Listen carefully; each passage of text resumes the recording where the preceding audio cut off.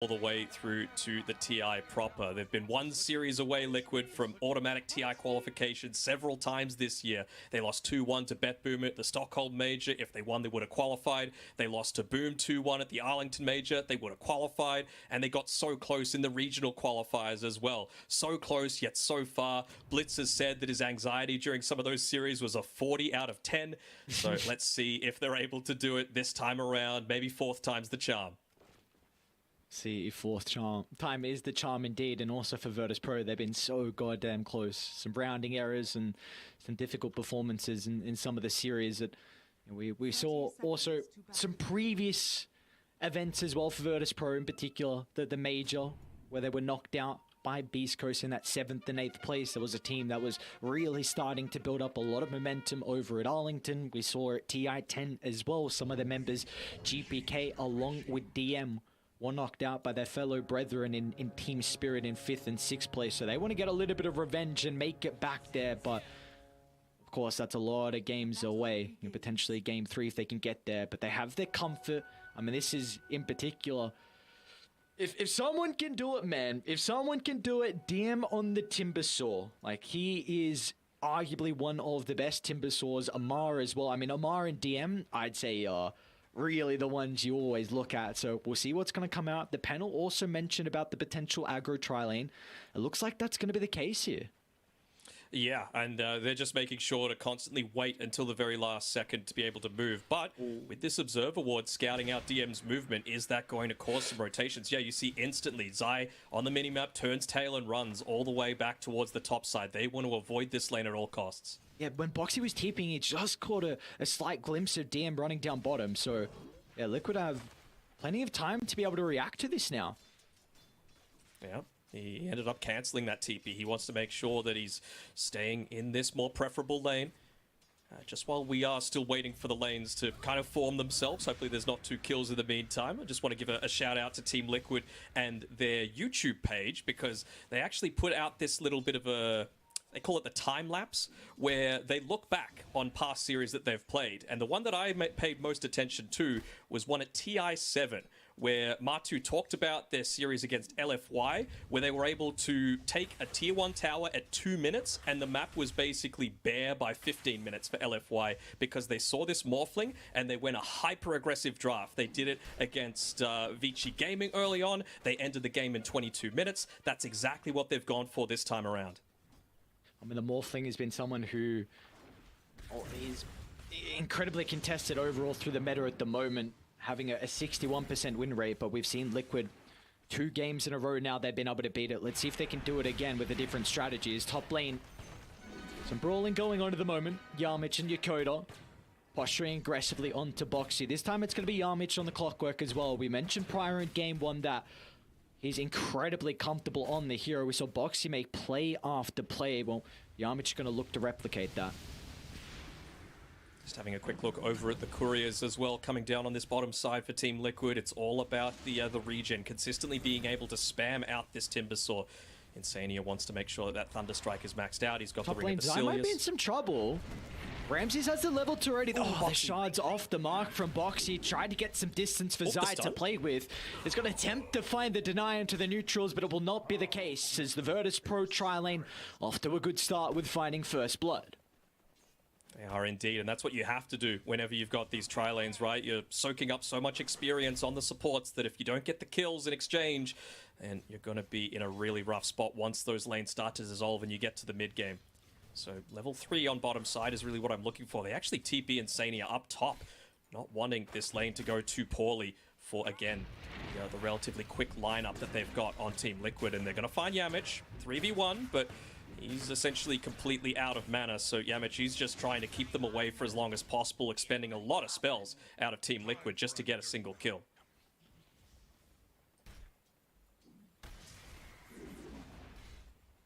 See as well how this mid lane shaping up at the moment. Queen of Pain off to a pretty good start. Well, very good start, I should say. 20-7 compared to the 10-2. I think once the levels start to come through from GPK, the attribute shift might be able to help out. I think one of the big issues at the moment, though, is just the constant damage from the dagger forces GPK to not have as much right-click damage at the early levels to be able to CS. But once he hits that 3rd point in the attribute shift, the lane should be more bearable. Look at this little bit of a conga line coming through from the top-hand side as well. Boxy, Yamich, both realizing how important it is to be able to keep control over these power runes. Looks like Mikke is going to be the one to be able to claim the water rune on the bottom side, though, and it just means that GPK's got a rough time. You already have such a rough go at it, trying to trade effectively against a Queen of Pain. How are you supposed to do it now when he's got a water rune bottled and you've got nothing? He's already got a Midas queued up as well from GPK. Oh, no. So, I mean, the panel was mentioning that they want to see GPK on or something that can be the win condition in a way. I mean, the Morphling is definitely that, but you know, Midas is really going to slow down Virtus.pro. I mean, where do the plays really come out for them? Feels like a lot of emphasis is going to be put on DM, just trying to soak up as much space as possible, being that kind of your vacuum to drag all the Liquid members down, but it's going to be difficult. He needs to get off to a good start. I mean, how often do you see a Timbersaw go into a Vanguard as well? That's what DM's got. He realizes that he's going to be coming up against this Zuya, against a Tusk. He is going to be that one standing on the front lines, playing a lot less greedy style this time around, and basically putting himself where Liquid want to be pushing. You saw Liquid's bans. They got rid of the Tide Hunter, another DM specialty, just to make sure that they could allow this to happen. Trying to face check. Yokota doesn't have a level in the grave at the moment. The heal bomb's not going to be enough to keep him alive as Liquid find their second kill of the game here in this tri-lane. As soon as they started to rotate, as soon as they left Insania and brought him up top, it looks like top is going much better for them. 0 points in the Whirling Death on DM. He's just looking to try and spam out onto Matu with those Timber Chains as much as possible. Try and keep him out of the lane, but Matu, he's still having a decent enough time. Trading in farm, you're going to be very happy with that if you're Liquid. See, nice snowball dodge, and he's going to use it aggressively to go into Yamich. They're trying to turn to beat down Ramses, but the tag team will expire. And Zaya doesn't have the axes to continue to stack up. So in the end, will be a 1-for-1.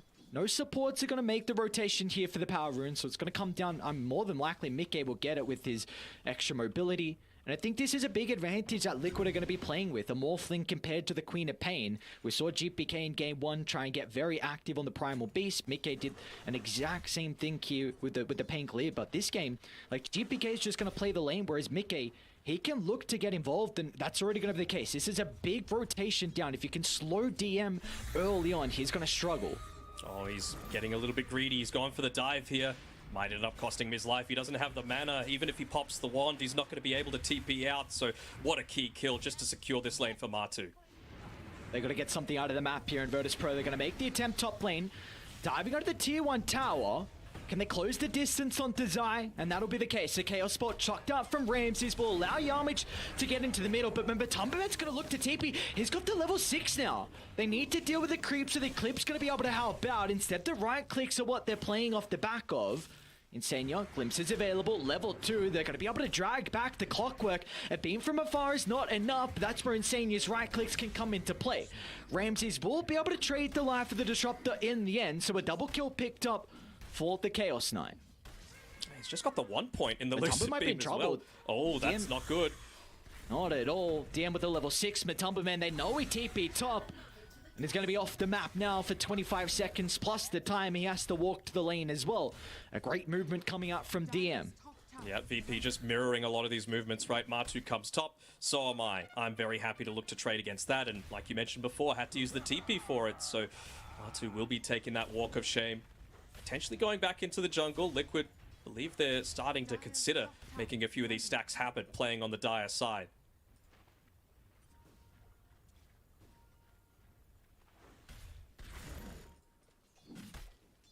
See if GPK is going to get lucky with the power rune. Ooh. Boxy will snag that. They don't have the ultimate to be able to try and blow him up. They will continue to hunt though. 10 they know the waveform's used. Yamich is playing on the right. There's not particularly much the Clockwork can do, and GPK is just standing still. Try to hope for the deny onto the neutrals, but it will not come out as Mikke times his right click to perfection. As Liquid shutting down the Morphling early, they're going to look to continue to go bottom as Ramses now. Here's the next one that's in trouble. A perfectly placed shard from Boxy will lock off the Chaos Knight. They've got the Hawk in the tree line, so they then know that no one is playing behind Ramses to potentially turn it around with the rotations, as now Liquid can look to take the first tier 1 tower of themselves. And Indeed. DM, it feels like he's playing the exact same job on the top side. He's finished up the Vanguard. He's placing himself right in front of that tier 2 tower. But have a look at Insania. He's trying to see if he could bait out any sort of movements there. If DM tries to get the retreat, 3 points in glimpse. Could be enough to be able to catch him out. Might even be satisfied enough to soak up a lot of this experience on the top side, so they're ready with the Static Storm.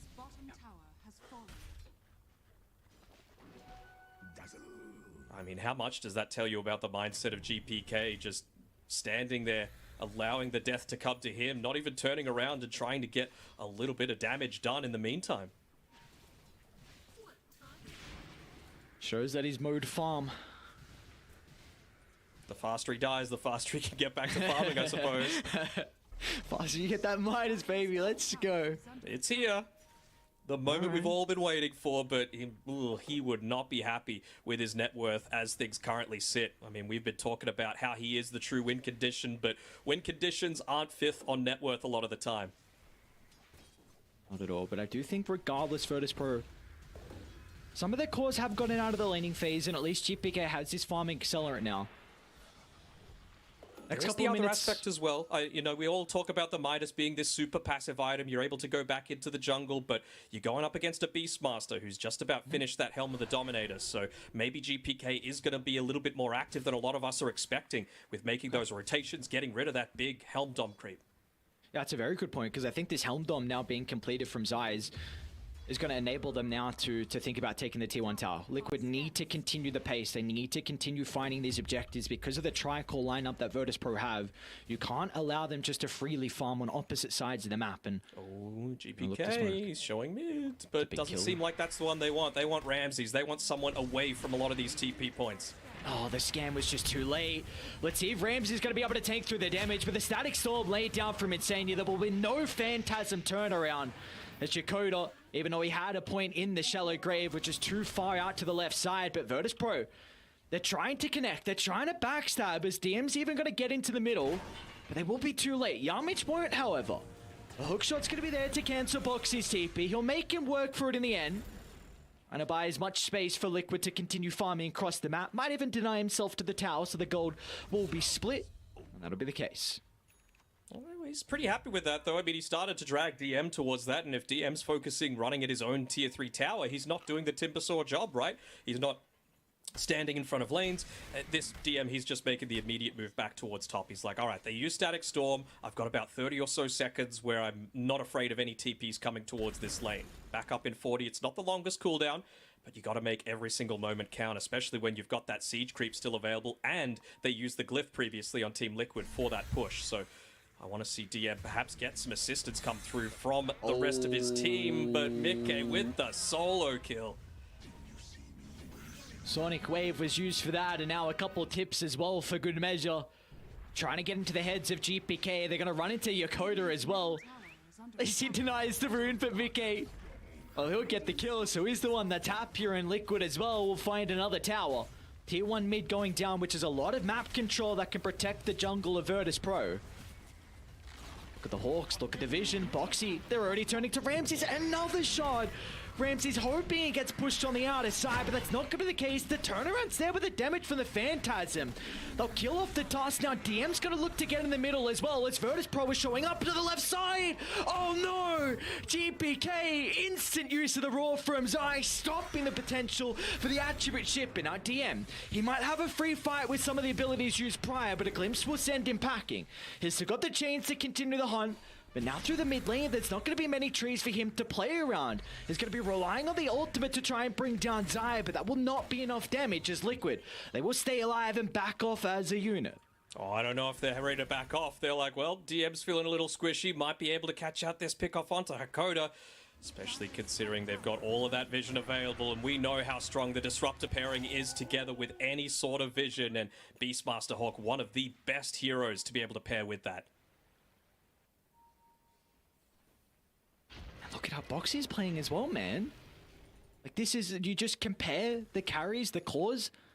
Liquid are freely farming across the map, whereas Virtus.pro, you've got supports running at you. Mid lane insane, you're trying to catch GPK off guard very close with the Static Storm. 3 in a row would have just been way too much, and he's picking out the fact that, you know, there might be vision around. Otherwise, that's just some insane individual skill coming through from GPK, and, well, it's the latter. He is still a very, very solid player, but right now he needs some of his boys. He needs the team to rally around him, because this is not the start that you were wanting.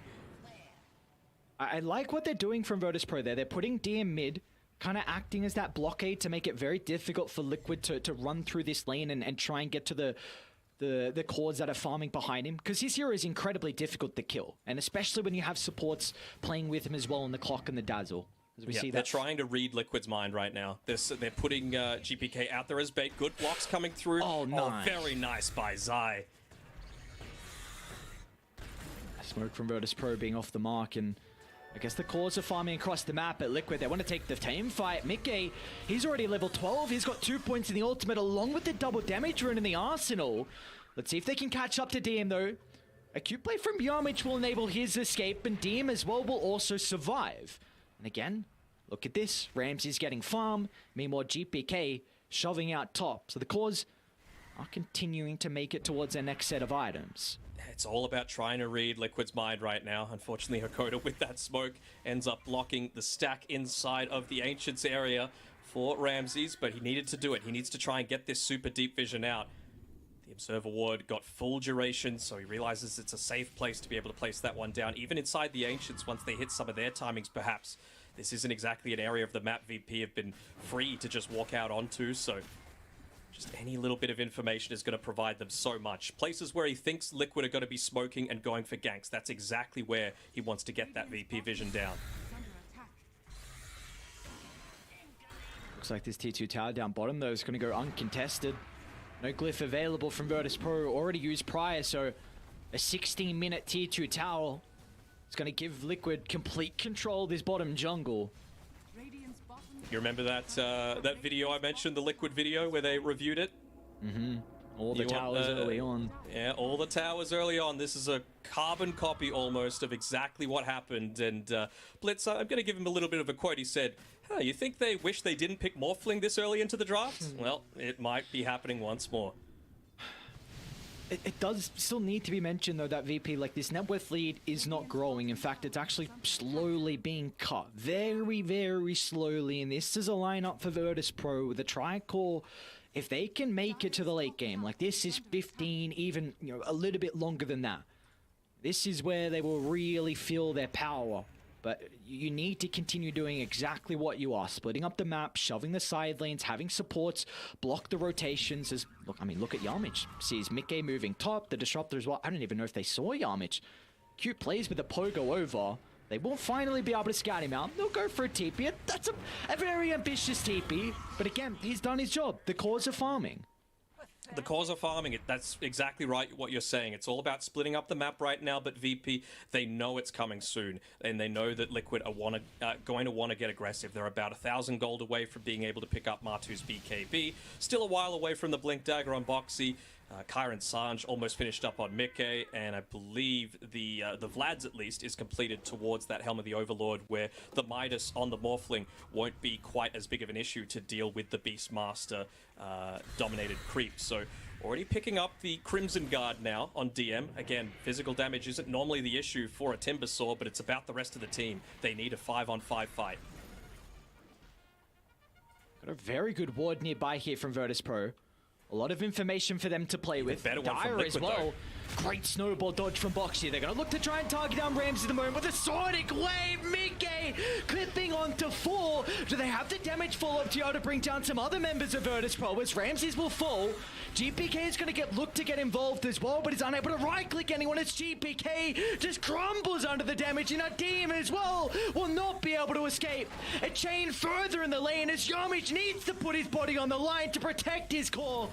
A worthwhile sacrifice, so at least DM escaped, but Liquid lose no one. They lose no one. Lane's in a pretty decent position if they wanted to go top. They might consider going to Roshan, but again, this is a lineup that requires you to push out waves very effectively. You can see they're in two minds about it. Do we push? Do we not? Maybe just the 1 point in tag team with how active Boxy's been with that Ice Shards, leading them to think that this is not necessarily the play, but I think it's the safe play, and I think it's the right one. Oh, actually, they're going to back. They still don't know. This is the high-pressure situation that we keep talking about. I see the replay, a big ultimate. The Sonic Wave Insania as well, once again, somehow finding an angle. We will have to go back live because Virtus.pro are trying to contest this, but Liquid, they're not going to give them an opportunity. They'll just run to Yamcha's position, and our DM's completely isolated. VP is starting to move to the area. Ramses and Yokota finally connecting. But Liquid are just playing with so much vision across the map. The Hawks continuing to be an issue. They know exactly where Radiant are at every stage of this game. And you've just essentially fed away your Phantasm illusions as well. Look at the Shard's positioning as well. It's going to try and push Dakota away. The Grave is available, but it's only going to delay the inevitable as Liquid will bring down Ramses, spilling blood into the river. Yeah, just slowly trickling in, right? You have the Clockwork Rocket Flare to be able to scout out the progress of the Roshan, and they just went in one by one. This was all underneath a Beastmaster Hawk coming through, and, well, eventually the high ground got dewatted by Hakoda, but it was just way too late. You were fighting down. They even had to expend their ultimates previously, not just in that fight, in the fight beforehand, so they're already back up on Liquid. They're ready to go. The map is just going to continue to shrink. With this Aegis, feels like only a 5,000 net worth lead is plenty with a second life for them to find all these outer towers. And now Mikkei's even just going to take away some of their own farm where they might be feeling safe, but obviously VP with the Roshan going down, with the lane on the top side positioned so aggressively, Matu feels almost immortal here, being able to just continuously shove this in. Open up, allow a Luna just to stay on the Radiant side of the map and keep the pressure up while still farming agents. They see Matu alone. This is a really big play for VP. Multiple heroes on Liquid showed down bottom, but Tomberman doesn't have anyone else nearby. A BKB used on the first life. Zai's going to be able to cover the retreat with the Raw. Matumberman continuing to get some distance away. No way, they don't even kill him. DM's gonna try and get the chakra, but the glimpse back, they won't get him. Matu lives.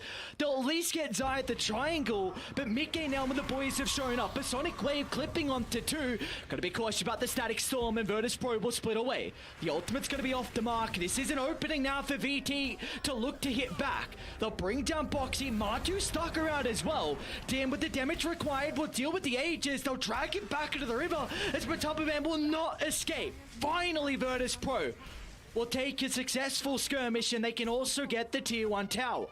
It was a great instant move from Liquid. I think they even popped the smoke just for the extra movement speed to be able to get back, but when you are able to finally isolate someone on Virtus.pro, this is what Liquid's draft specializes in, right? You could just use the glimpse, you could use the Beastmaster Hawk to be able to do it, but as soon as you show on the other side of the map, you know there's no TPs available, you know there's no way to be able to protect that POS1 Luna, who is such a big part of your pushing force. So great movement coming through there from VP, bringing them back into this game. Kind of just split pushing 101 there. Force heroes to react, move instantly to the other side of the map if the team do not respect how fast you are playing, and catches Liquid off guard. And now this net worth lead in the age is completely evaporated. VP, signs of life for them.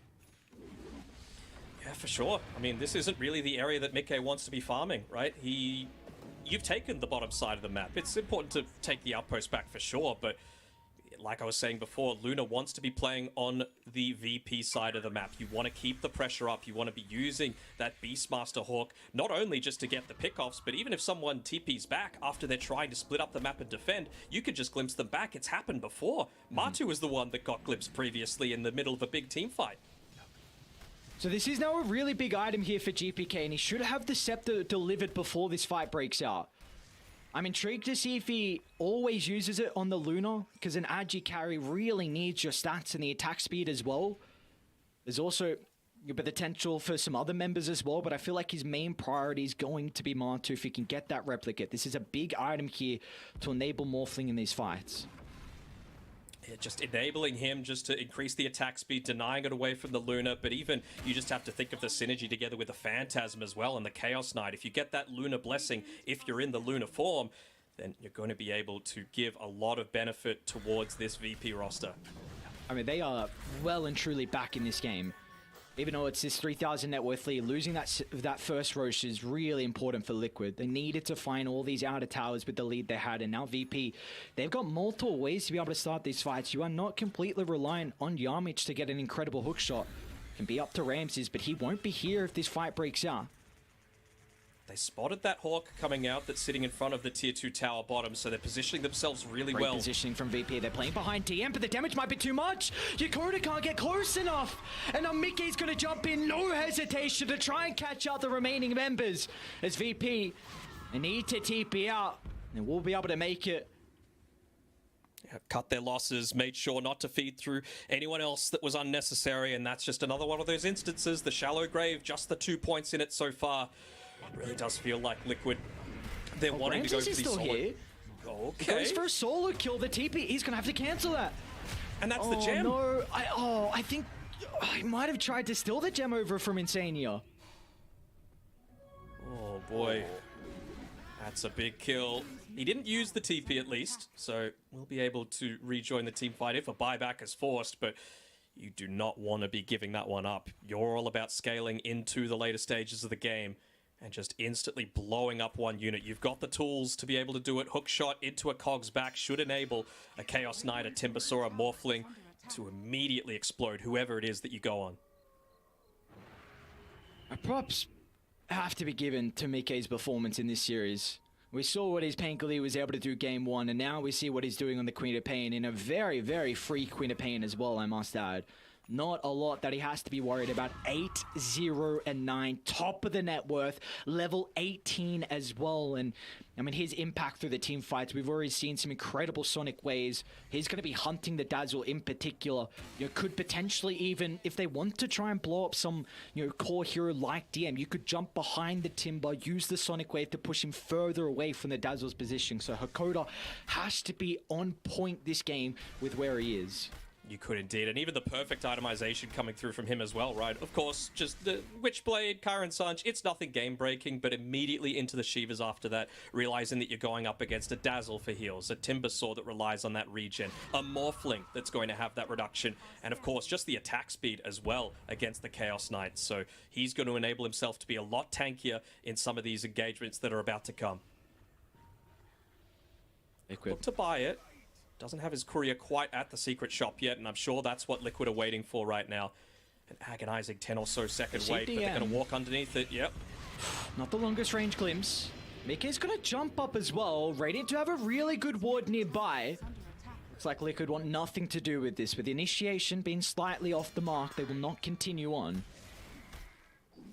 Might look to do it again, though. The lanes are all in relatively decent spots. Ramses has done a good job with keeping that bottom one shoved out. Double creep wave coming into this tier 1 tower, but I'm not sure if it holds an insane amount of value for Liquid just to keep this one up. But Mickey, it's too much net worth just to leave on the map. He'll pick it up, get closer to that level 20.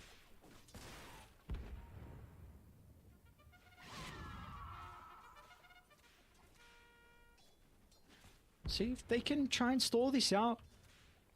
If it's a long Roche spawn, GPK might have the BKB before that fight. It's about to have the second component completed. Gonna be a really big item. Also that level 18, which they actually just give him the tome on GPK, so they recognize how important it is to max out the ulti. But Liquid, yeah, they've been able to catch out Hakoda, but a great 4-star fuse from Yamich. We'll be able to get the Dazzle out to the left side, but Liquid, they're still on the prowl. They've got the nighttime vision and the Hawks as well. Look at Yamich just putting his body on the line. The Cogs in such an awkward position. He'll try and TP, but the cancel will be there thanks to the damage.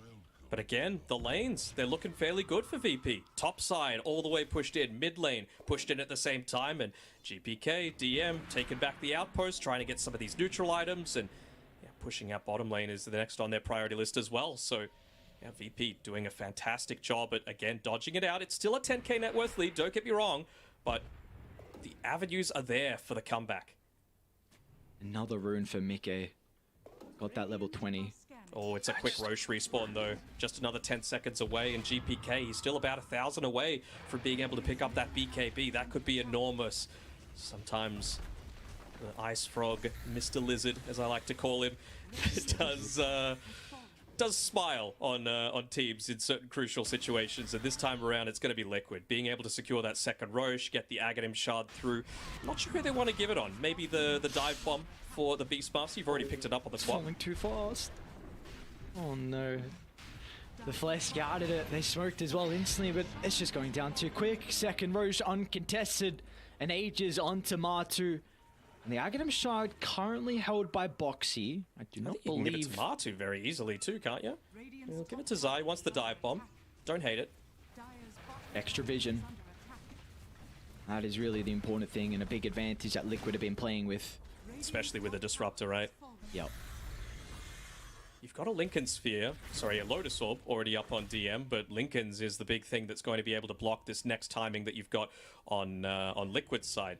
Being able to take that tower gives them a little bit more gold, and you've almost got the Blink Dagger on Zai, which means that you'll be able to find that pick off with all that extra vision that you just got from the Aghanim Shard, reduced Hawk cooldown. If this tower goes down, I don't know if VP can defend it. A Luna with the open barracks is very scary. Have to keep in mind though, if Liquid, if they do not capitalize on the Aegis advantage, then Virtus.pro will have a big window back into this game.